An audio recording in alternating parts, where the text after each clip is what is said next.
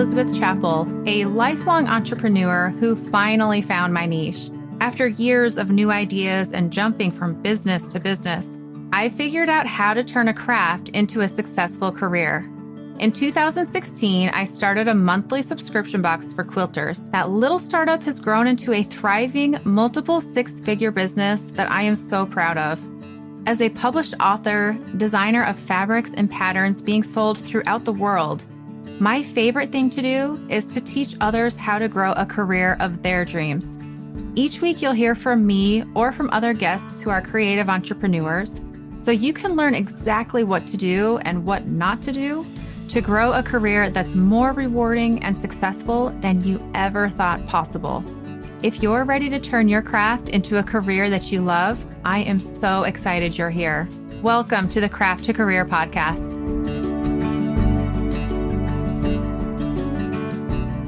Today, you are going to meet someone who is actually on my team with Quilters Candy, and it's kind of fun to share a little behind the scenes about that because I don't have a lot of people on my team, for one thing.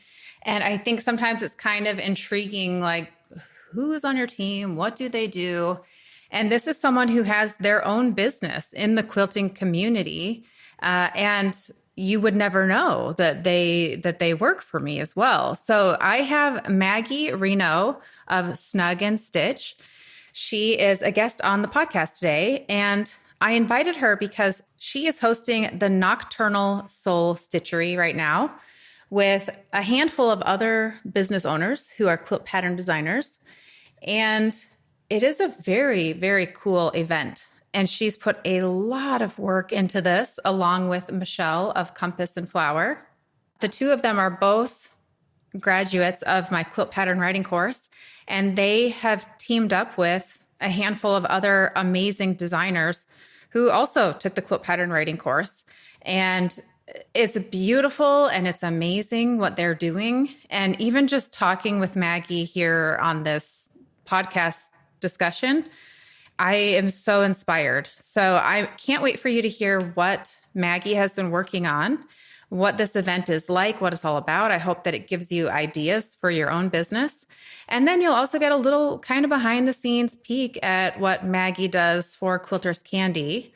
And yeah, it's really exciting. And at the end of this, we kind of dive into Instagram because Maggie had something really kind of exciting happen recently on with her Instagram account. So we talk about that as well. So let's dive in. Let me introduce you to Maggie Reno of Snug and Stitch. And a little reminder for those of you who have not left a review for the podcast, if you can take a second, if you're an Apple Podcast, you're just going to scroll down to where it says ratings and reviews, and you're going to tap however many stars, 1 through 5, and then you can write a review as well. So I'm going to read a review here from Terry W. Jones. Terry says, my daughter is a beginner entrepreneur, so I told her to listen to Elizabeth's podcast. She found it very helpful and encouraging. Love her guests too. People I've been following and admiring, so it's such a treat to hear their stories about their business journeys. Thanks so much for this podcast. Terry, thank you for the review. It really is really crucial to have reviews for the podcast. It helps the podcast to thrive and succeed. So if you can just take a second to do that, that is my one ask of you. And now let me jump in and introduce you to Maggie Reno.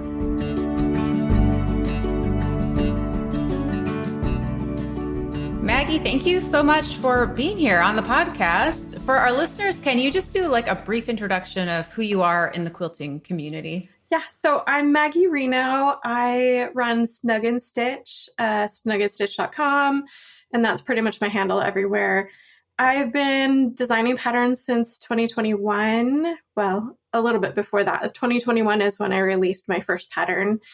And quilting for a long time before that, but just kind of living life and keeping busy with my kids. So up until that point, I wasn't really ready to have a business or run anything. So 2020, COVID kind of hit, and that's when I was having to sit beside my kids to supervise them in online school. And that's when things shifted for me, where I was like, well, I'm going to get a computer and do something too. I'm not going to be bored the whole time. So that's kind of where the shift happened for me.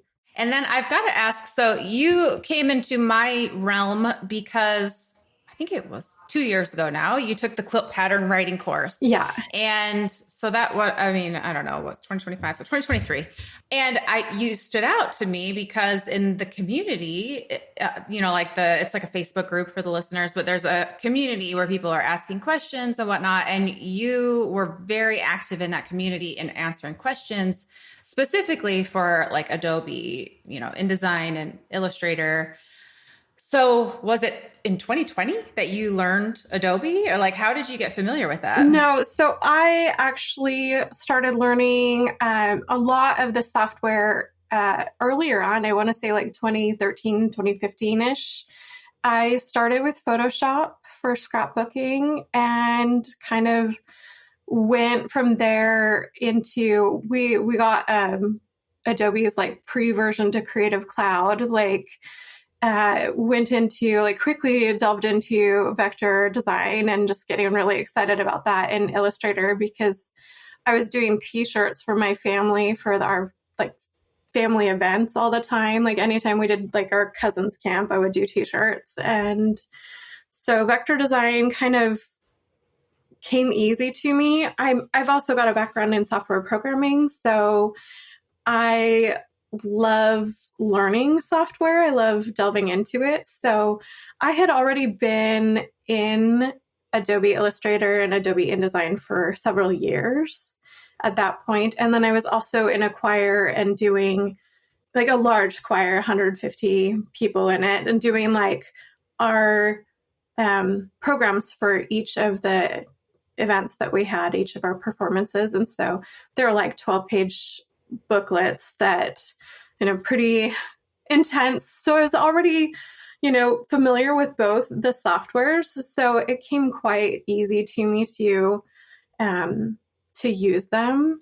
So I have to say too, you are very business savvy. It's fun. So you and I will chat about, bouncing business ideas off. And when you share stuff, I'm like, yeah, that's good. So I admire the way your brain works. We'll save that. Thank you. I'm a little bit of a problem solver, I think. I love to help other people solve their problems, but also just look and see, here's something that's missing, or here's something that is a problem, and how can I solve it? And so that's, been fun for me. But it is a skill set you have. So it's really cool to work with you. So for the listeners, since last year, 2024, I invited you hey, you did such a good job in the community. Could I bring you on officially to come in with the course and help answer questions with the tech and all of that, and plan to do it again this year.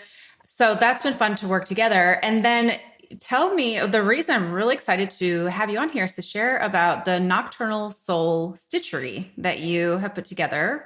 So I guess if you can just explain what that is and how you came up with that idea. Okay. So we, well, first of all, I kind of have to step back. Let me explain what the Nocturnal Soul is, and then we'll step back kind of to where it came from. So Nocturnal Soul Stitchery is a quilt along that I'm hosting with, in collaboration with Michelle Corless. She's from Compass and Wildflower. And then we have 7 designers that have joined us. They're all new pattern designers. And so we've done this really awesome Halloween quilt and are hosting this event August to October. To step back and explain it a little bit, I have wanted to do another quilt along for a long time, but another thing that I've seen, and this is partly from being a mentor in the class, but also I think just being in the business industry in the quilting world, you see that it takes a long time to build up and kind of grow as a quilt pattern designer and gain the following that you need, people not even following, just people who are willing to buy your pattern and take that risk on a new designer. I've been here 5 years and I'm not a huge designer by any stretch of the imagination. But I think for me, when I first started out designing, like that's, overwhelming, scary, and you're putting out your pattern, you're like not sure who's going to buy it and who's going to be interested in it. So it was pretty intimidating. And like a lot of it, I was just doing, on my own, not a lot of mentorship. And I just really strongly especially after being part of your class and seeing a lot of those gals who had the skills, have amazing, incredible talent, not release those patterns. I was like, what is holding them back? Like, why are they not doing this? And I know some of them are not doing it for the business. They're doing it for themselves. Like they just want to learn how to design, and that's fine. But there's a whole lot that we're just kind of frozen and stuck. And so seeing that the first year and then last year, I was like, okay, I'm ready. So that's when I reached out to Michelle and I was like, here's my idea. And, like it'll be next year. So let's think about a Halloween theme. And we played around with a couple of different ideas and came up with the Nocturnal soul. And then we decided, like let's make it witchy and call it a Stitchery instead of a quilt along.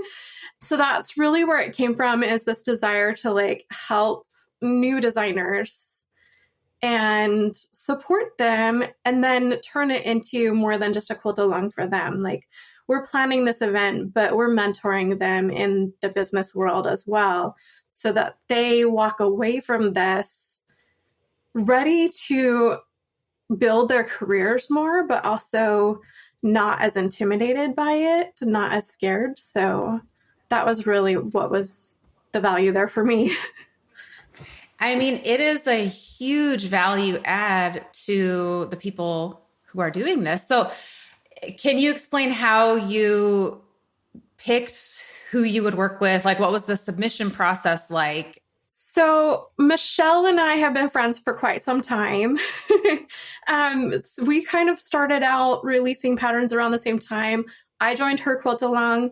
She joined mine afterwards. And so we've kind of just had this friendship online for a long time. And I met her in person finally last year. So that was really exciting for me.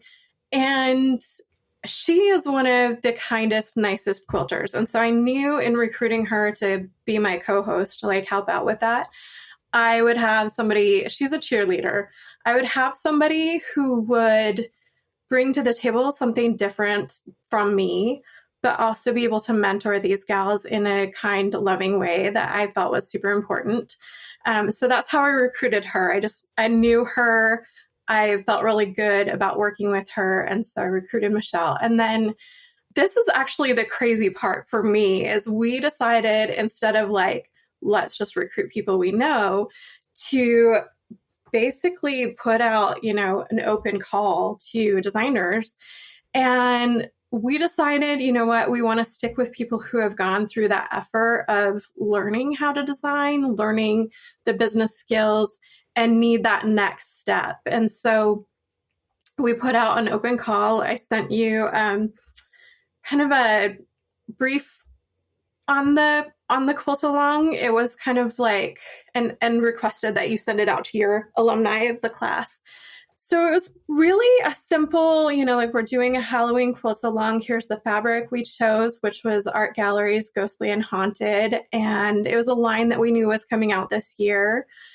So we actually it had it kind of not a mock-up, but like a mood board, I guess, is what I would call it.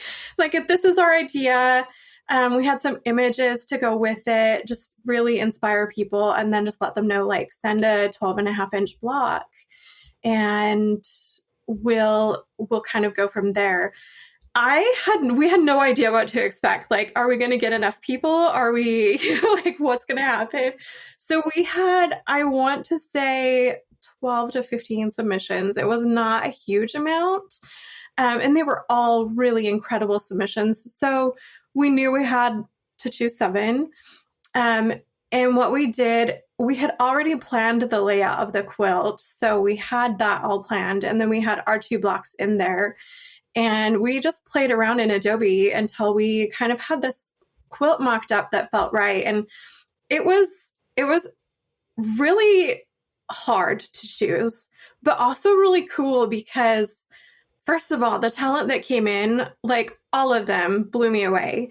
And then on top of that, just the story that came together with this quilt, like it kind of has this feel of like walking into a haunted, like forest, or not forest, but like just a haunted field. And you like walk into it and here's all the creepy Halloween stuff and a haunted house kind of vibe. And so it really, like, I expected more of, I don't know, more of a traditional quilt, I think, from the beginning, from the get-go. And it turned into this, like, something so much more than that, obviously. Like, the blocks are, there's English paper piecing, or not, foundation paper piecing, and then there's applique, and there's curved blocks.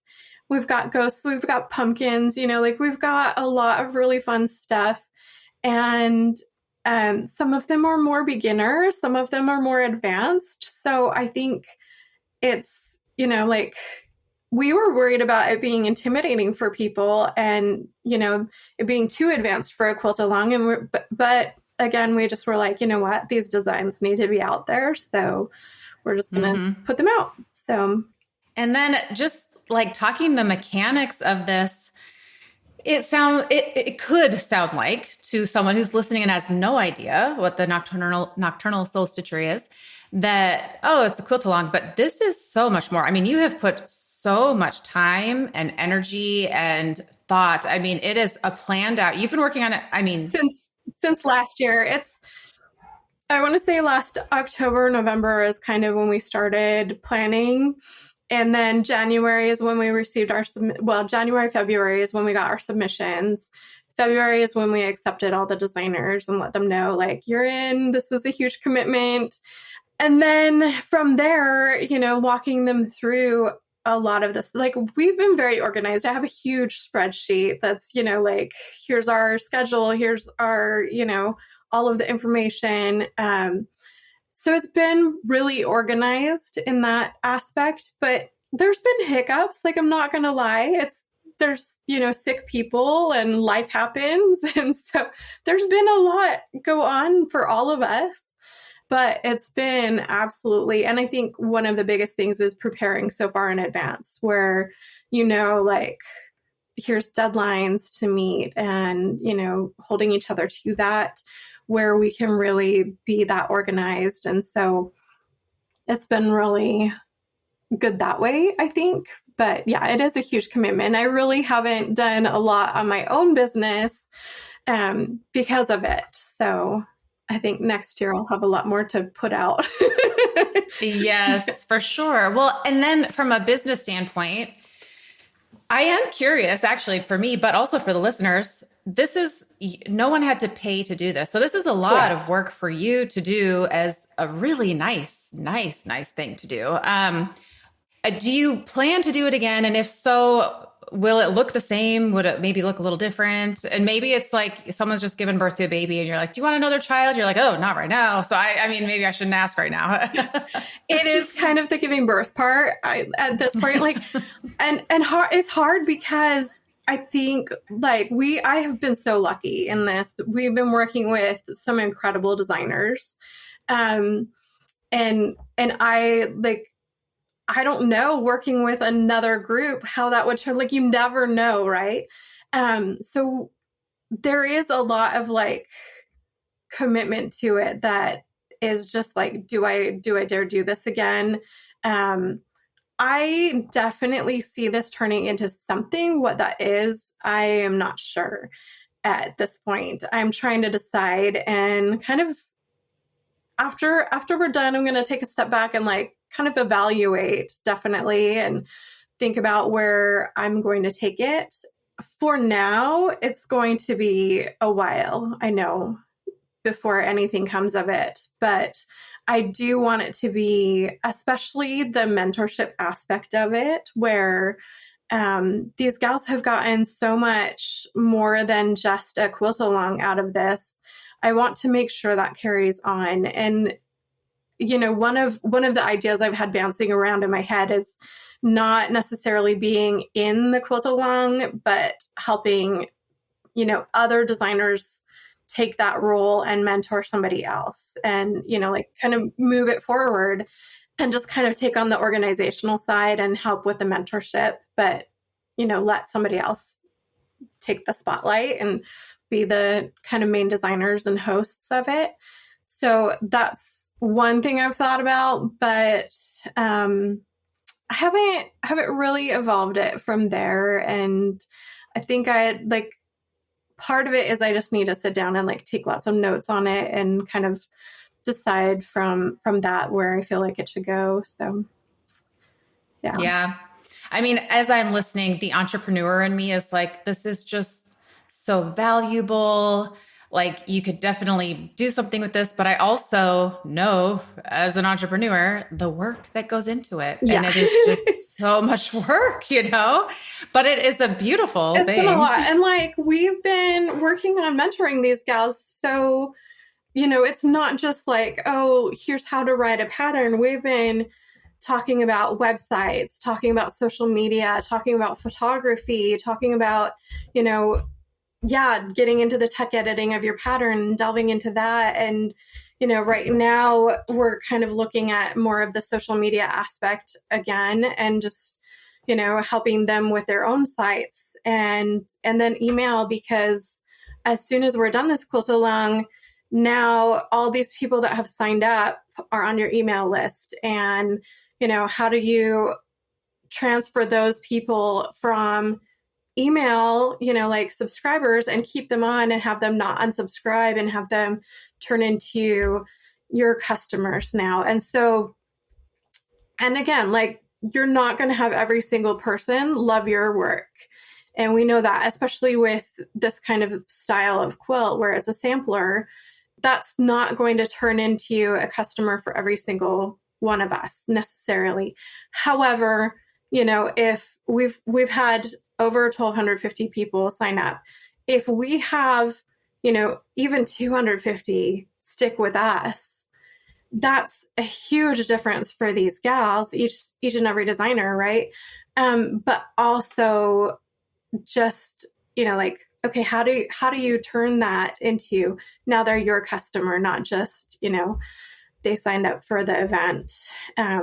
So we're talking a lot about that and prepping emails, kind of, you know, shifting forward. And it's been like, there's a lot of value in what these gals are getting, and it's been really, I think, my favorite part of the quilt along, like, aside from it's a great design, like, I love this quilt. But my favorite part has been watching these gals grow in confidence. Like, we've had them, some of them have launched their website. Some of them have sent their first email. Some of them have, you know, posted more and are growing. And we've had a lot of fun successes over the 6 months for them to really celebrate. And I think, I will say, like, having as many people sign up as we did and have so far, like, kind of really blown us all out of the water, because we're just like, that's huge. Like, I was expecting more like 500, you know? So to be at this point, we're way far for these gals. So I'm excited for them. So I'm curious, what does the mentorship look like? Do you guys hop on a Zoom call? Like, is it structured months in advance, or is it like, okay, this month, when works for you guys? Or... a lot of it this time hasn't been structured. I think if I were to do it again, I'd structure it more. But so structure wise, it's been harder because, you know, working with 9 designers, and we have one in Ireland, and, you know, we're all over the US. And so it's been hard to kind of schedule a Zoom call. A lot of what we've been doing is just in the Instagram chat and like answering questions that way. But then every so often it'll be like, okay, this is coming up, or, you know, like, here's kind of a topic that we need to discuss and help you guys with. And so a lot of times it's like, here's a handout. Like I've created, several different handouts for them over the course of this. And it's like, here's kind of like your photography checklist. Let's talk about that. And so we'll chat about it. And then on Zoom calls, like we've talked about kind of more in depth, we've talked about websites and things like that, where it's like, this is more than just, Instagram chat. So we'll get into depth. But we have not, in the 6 months, we've only had a handful of Zoom calls. So it's not been a ton. So. Mm-hmm. Well, now I'm putting you on the spot. I don't know if you have everyone's names, but can you share who's participating? Yeah. So we have, actually, can I share their handles as well? Yeah. Okay. That'd be great. So we have Andrea Foley-Brasky. She's at the Fabric Foundry, and it's like the _fabric_foundry, just the only one with chickiness to her name. And then Katie Prudille, she's at Perennial Crafts. Michelle Saunders at Bobbins and Unicorns. Sarah Kroc-Landrum, she's at Fields of Patchwork. Nicola Knott at Voganverse. Angela Wall at Ollie Sarah Designs. And Camille Dromey, she's at A Journey So Real. And then Michelle Corless, who's at Compass and Wildflower. So that's, aside from me, that's 8 other people. And it's been really fun to work with them. Like they are all extremely talented, wonderful people. And I am so proud of where they've come in their businesses, as well as, just their design work in general. So I'm excited to see where they go from here. So you had mentioned to me that Nick of Vogniverse, however you pronounce that. I think it's Voganverse. I'm not sure. I'm pretty sure that's a sci-fi reference. Oh, okay. Yeah, she's a sci-fi gal and so cute. She's just the I love her. Yeah. But you were telling me that there was someone from the US who was over visiting in the UK from your group. Yeah. So Camille was in England, and here's the fun part. So Nick, she's in Ireland now. She's actually from the UK. So Camille was in England, in London, just as her family, like as a trip with the family. And then she had posted about it, and Nick messaged her and was like, where are you at? Because I am in London this weekend for an event. I think she was there for a wedding or something big. And so they found out like they were in the same city, and we're just like, okay, let's meet. So I was jealous. I know, right? Like, I'll come join you guys. Well, and I like London, and Liberty of London is really big on my list. And I'll tell you that story someday, but it's like huge on my list. And so I am like super, super jealous, because like then Nick was sending us photos of like, oh, here's me at Liberty of London. And I was like, no, I want to go so bad. It's going to happen. It is going to happen. Let's put that out in the universe. Yeah, it's definitely, it was on my list already, but this year, like it has just blown up, and I'm like, nope, now I have to go. So yeah. Yes, I do want to hear that story. So I know. So well, I know Nick is coming to Quilt Market. And so I think Angela is going to be there, and I am hoping to be there. I need to book tickets, but I'm pretty sure we'll be able to meet up at Quilt Market and get to know them a little bit. So I'm excited for that. As a small business owner, we know 2 things. We need a product to sell, and we need people to buy it. But how do we actually get people to buy? Here is my little secret. Your biggest sales will come every time you send an email to your audience. That's right. Whether this surprises you or you already know the power of email marketing, one thing is clear. You need the right email platform. And that's why I use Flowdesk. Flowdesk is made for small business owners. And unlike most email providers, Flowdesk does not charge you the more your audience grows. Plus, creating beautiful, easy to read emails has never been easier. So if you are looking for a user-friendly way to collect email addresses and grow your audience, try Flowdesk. And with code Quilters Candy, you will get 50% off your first year. Experience how easy it is to grow and nurture your audience with Flowdesk. And I just love the friendship and camaraderie that a group like this, it's just going to happen, you know, but when you're growing your business and working on this and growing and learning together, like it's just, there's something about that just is magical. Yeah, the day that we announced, it was so sweet. The gals all got together and surprised both Michelle and I. Like, I had a bouquet, like a giant, gorgeous bouquet show up at my house. And it was just like, thank you so much. And I was like, oh my gosh, like, it was so unexpected and just so sweet. But yeah, it's like a sisterhood of gals now, like, which is funny because we're all witches kind of thing, you know, like, just doing the Halloween thing and having fun. So, but yeah, it's become a lot more than just, you know, a friendship and a lot more than just a business partner kind of. So it's been really good that way, I think. Well, and then this is on topic, but somewhat different. I know recently you had a reel that went viral and you talked about this with your group. Yeah. But can you tell us a little bit like what happened, what went viral and what you've learned from it? Oh my gosh. Yeah, so I'm still laughing about that. So I saw on Facebook, and it's called Chef Club Grub or something like that. I saw this guy, and he was making like fried quesadilla nachos thing, and I just remember watching it and just being like, "Wait, pause! What did he just do?" And it literally is like he's plated these fried quesadillas, right? Like he's cut them up in little triangles, fried them, plated them, and then he pulls out a sheet pan with all the toppings, like all the heated toppings you would normally put on nachos, and just pours it on. And it was like, but huh? Like, explain this to me.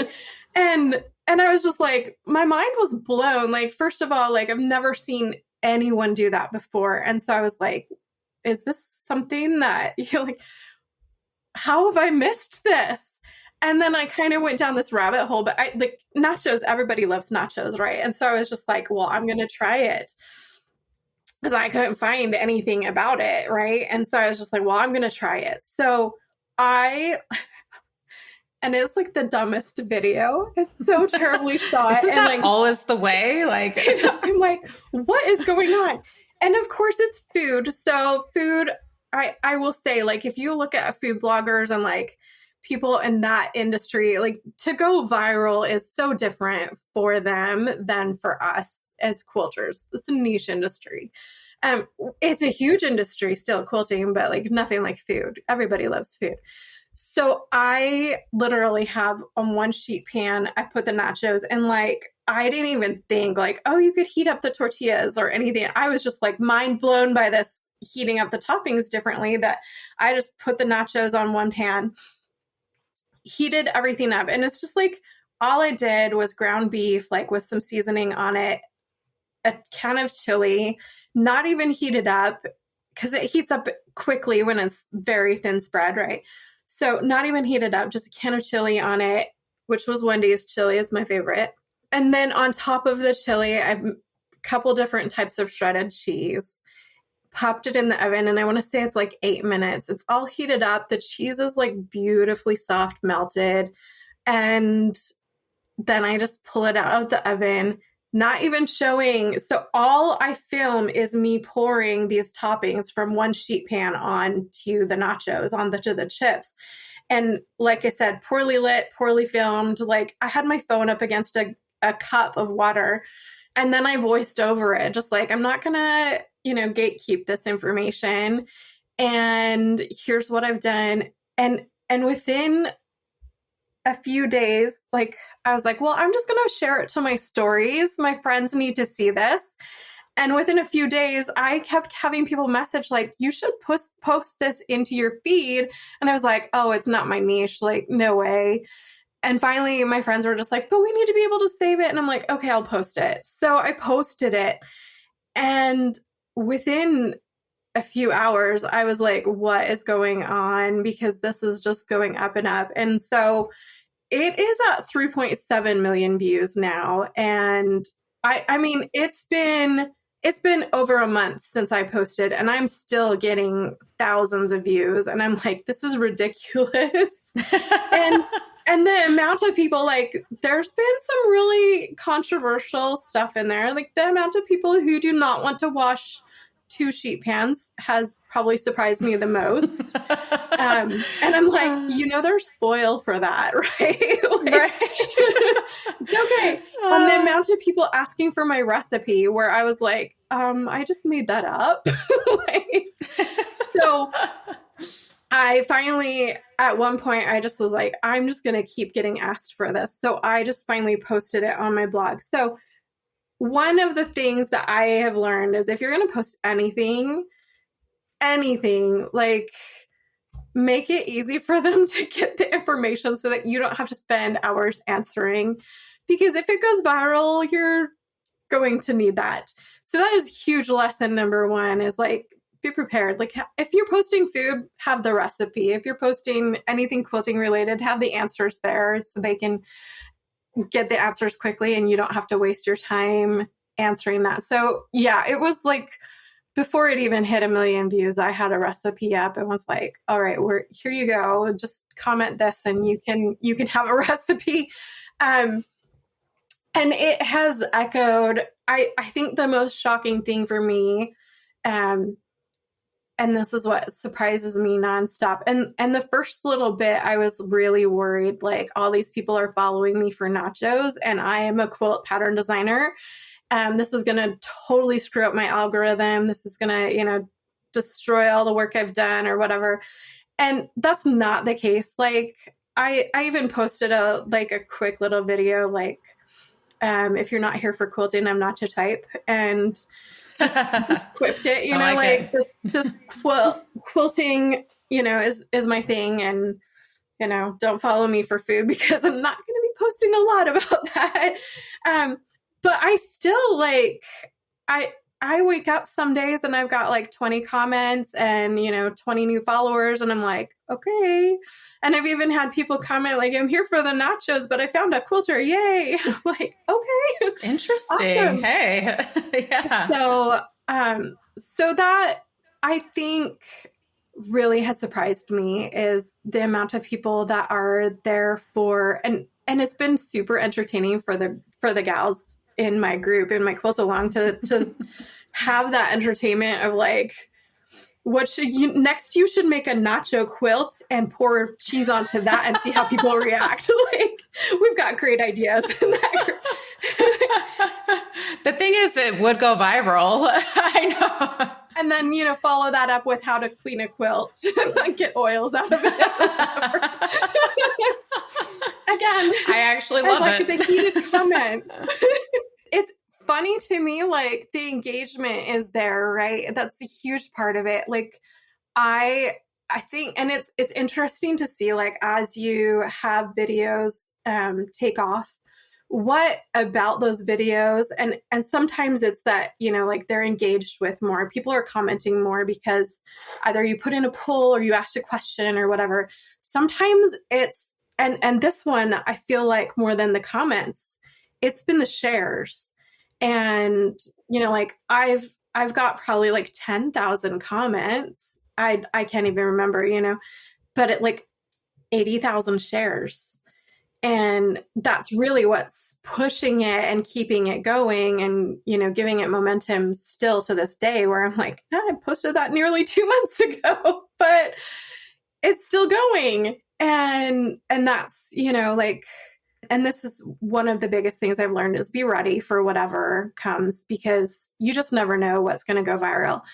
I think too, I put in a lot of effort in making my profile something that people will stick around. If they find me, they find out enough about me right away. I switched this year from having my business logo to having a photo of me on my profile, and switched my profile to be really easy to read, and then an about me photo tagged or pinned. And I think those things have really shifted the growth in following because, somebody can come to my profile and be like, oh, she's a quilt pattern designer.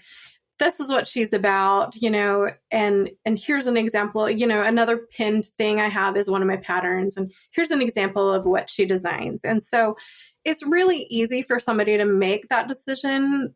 I want to follow this person or not really quickly. And I think, even branding, having a brand, like, for example, I switched during your class in 2023, I actually rebranded from Maggie Muggins Designs to Snug and Stitch.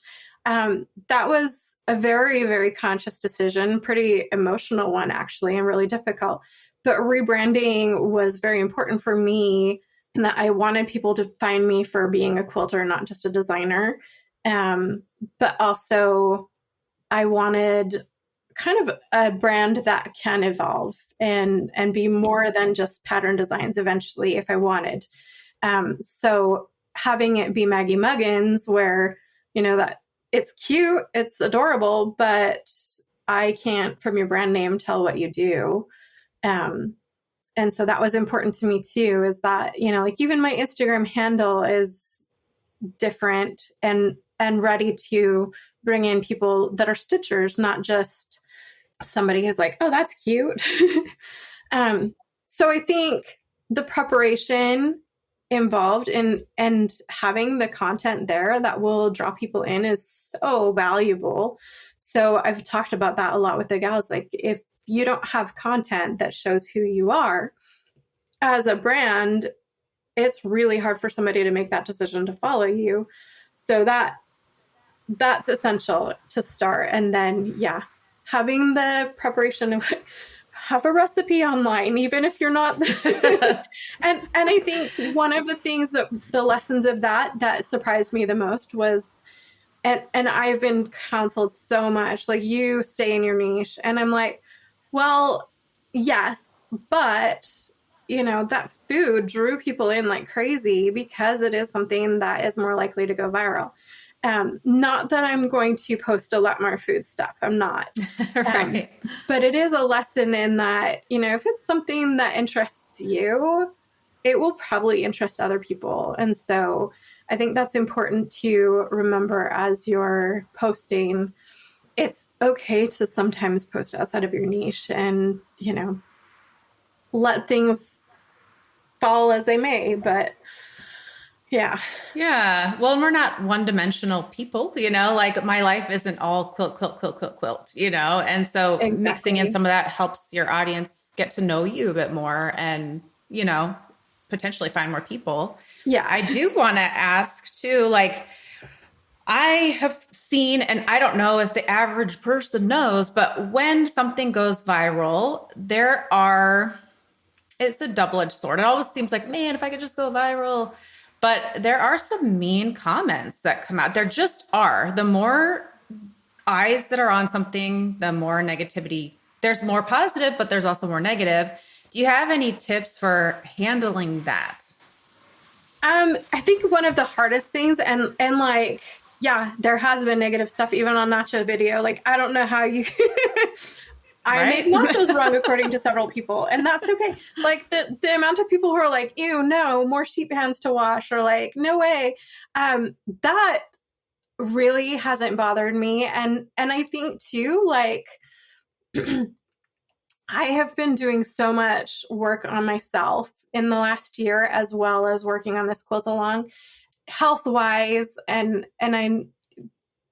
my followers, some of them know about it via my email, but like, I was diagnosed with lipedema. And so that's a fatty tissue disorder, which is resistant to diet and exercise. And so my body has never been, from the get-go, from puberty on, has never been your typical teenage gorgeous body. It was different already. And so, going viral for food and having people, insult your body and insult even my nationality. I'm too white for, whoever, I don't know. And gringas make nachos wrong, which that's okay.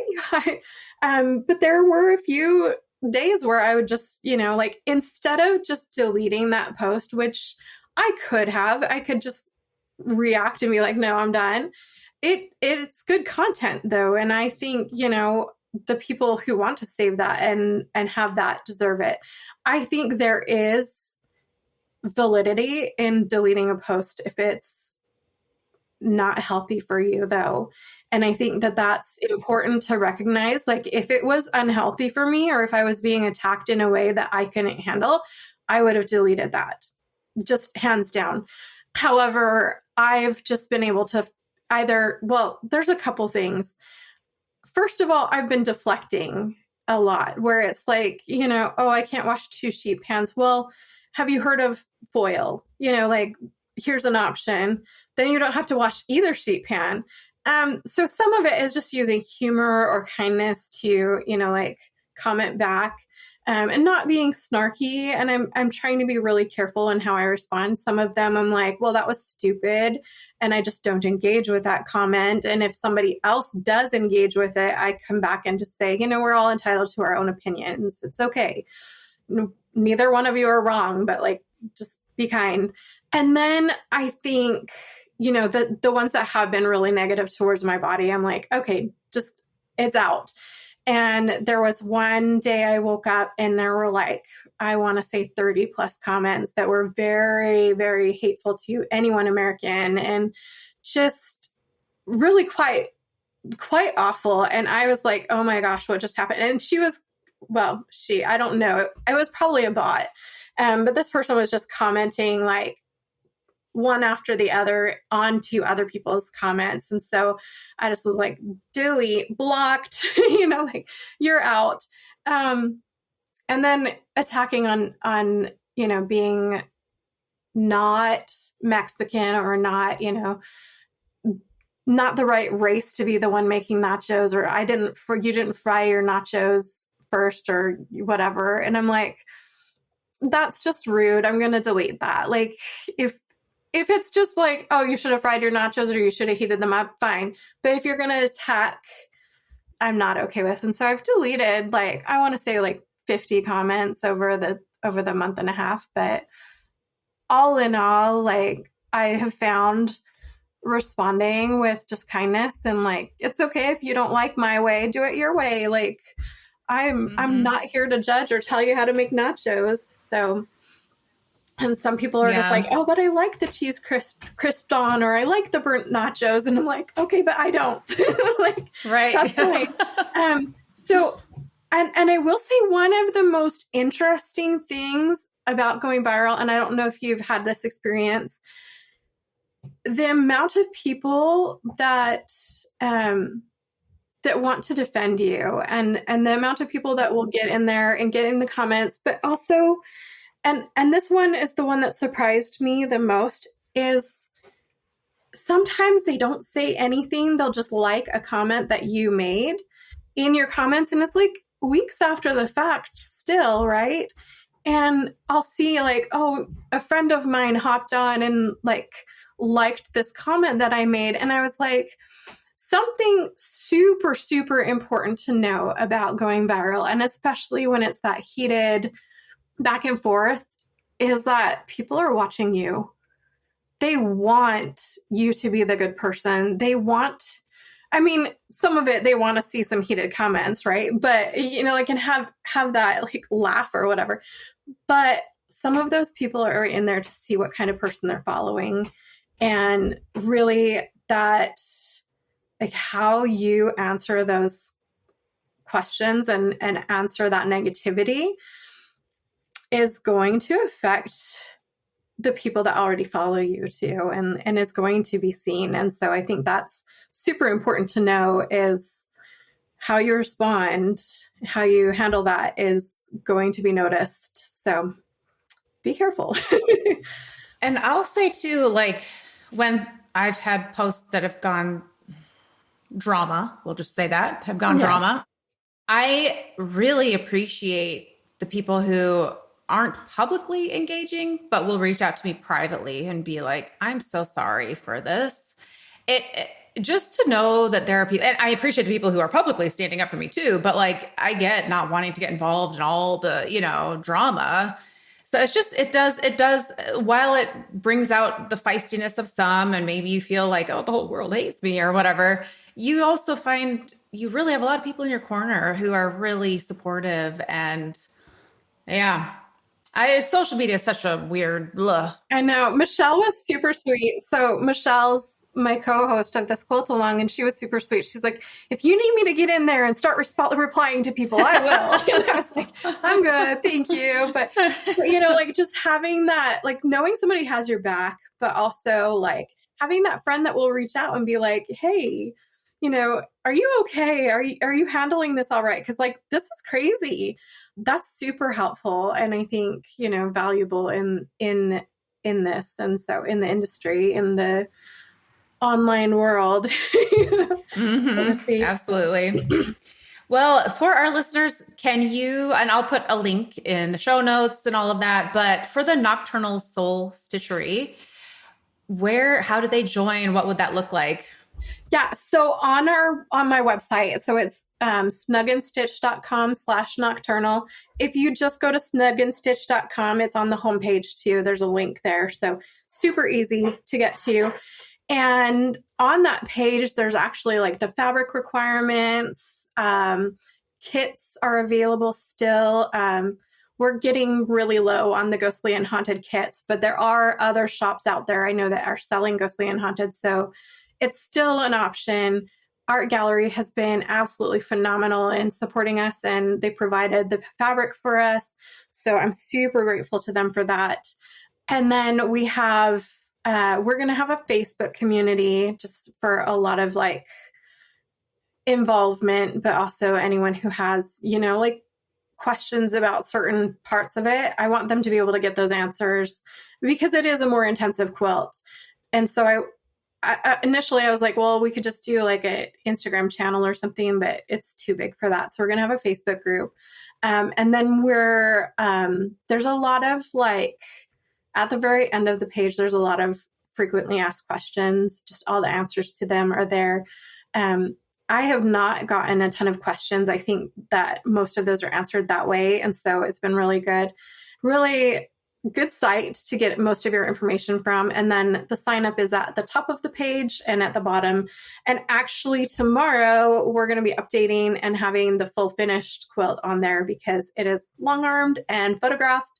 So tomorrow I'm posting the finished quilt with Art Gallery, and then so people can see it.